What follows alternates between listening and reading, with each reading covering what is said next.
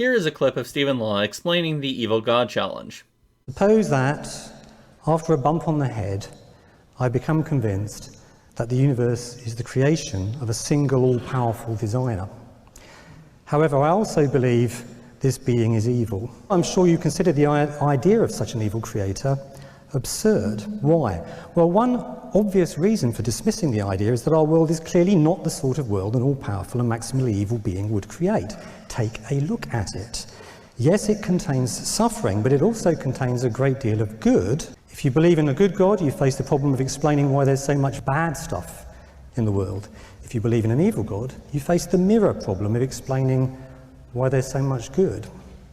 So why, we might ask, if the problem of good is fatal to the evil God hypothesis, and surely it is the problem of evil not similarly fatal to the good God hypothesis?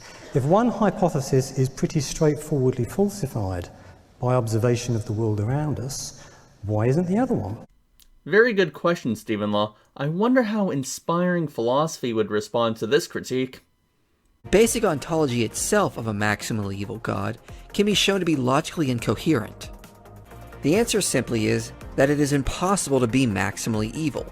So in reality, there is no such thing as maximal evil. Thus, there is no such thing as maximal evil. So logically speaking, there can be no such thing as maximal evil, and no maximally evil being. Conclusion: therefore an evil God cannot logically exist. The very definition of a maximally great evil being cannot even be sustained.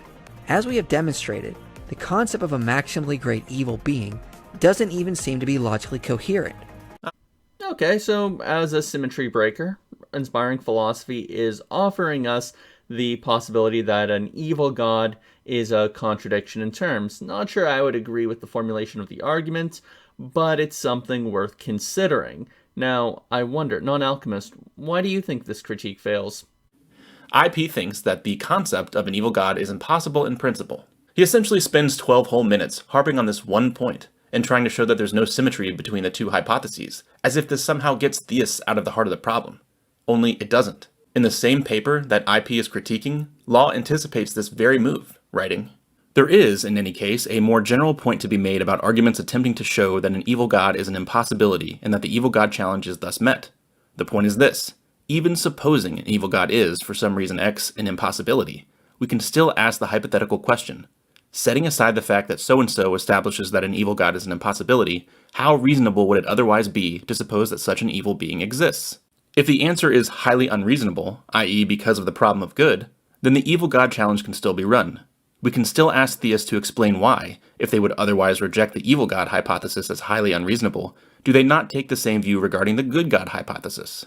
Elsewhere, in reference to his debate with William Lane Craig, Law also writes, "Even if it could be shown that an evil god is impossible, while a good god is not, that would not deal with the evil god challenge that I set Professor Craig.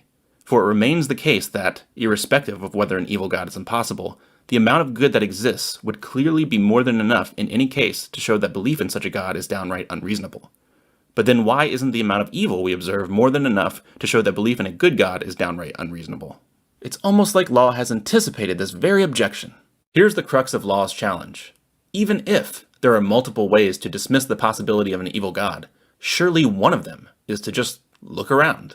The world does not look anything like we would expect it to if such a being existed, and that seems to provide a strong initial reason to reject the idea. But if that conclusion is initially justified by appealing to experience or some evidential argument, then surely the conclusion that there is no good god could also be initially justified for similar reasons. Whether you agree with this reasoning or not, what's clear is that IP's video completely misses the primary point of Law's challenge. But does it, though? And therefore such a being cannot be necessary, and therefore cannot be maximally great. This would make such a being incompatible with contingency and ontological arguments, and therefore not more reasonable than the hypothesis there exists an omnipotent, omniscient, and morally perfect being. So I'm willing to extend a point of agreement here with Non-Alchemist. We can agree that IP should have explicitly addressed that point found in the paper, but that doesn't mean that IP doesn't give something of an argument in response to Law's point.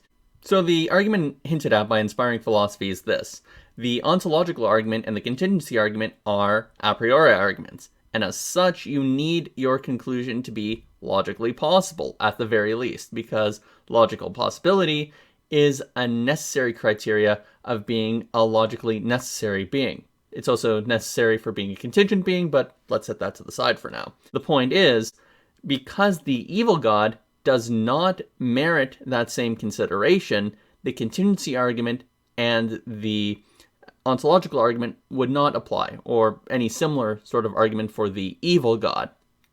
On top of that, the apologist is free to state that, yes, sure, because of the existence of evil, those evils would count as evidence against my God. However, these a priori considerations would give us good justifications to outweigh those evidential points of consideration. So inspiring philosophy is definitely at liberty to take this route. Whether or not it's viable, I'll leave it up to everyone else to judge. But the point is here, it's a response that is hinted at and which I think is tenable. Suffice it to say, I don't think it's fair to state that inspiring philosophy only harped at a point of logical contradiction for 12 minutes and didn't supply some content to address the fuller criticism. I think he did just that, and I think any charitable reading would have taken that into consideration. In closing, I'm John Fisher 2.0. Don't forget to like and share this video and subscribe to the channel. And if you're looking for some interesting interviews with atheists and theists alike, Non-Alchemist actually has quite a few of those that are fairly interesting over on his channel.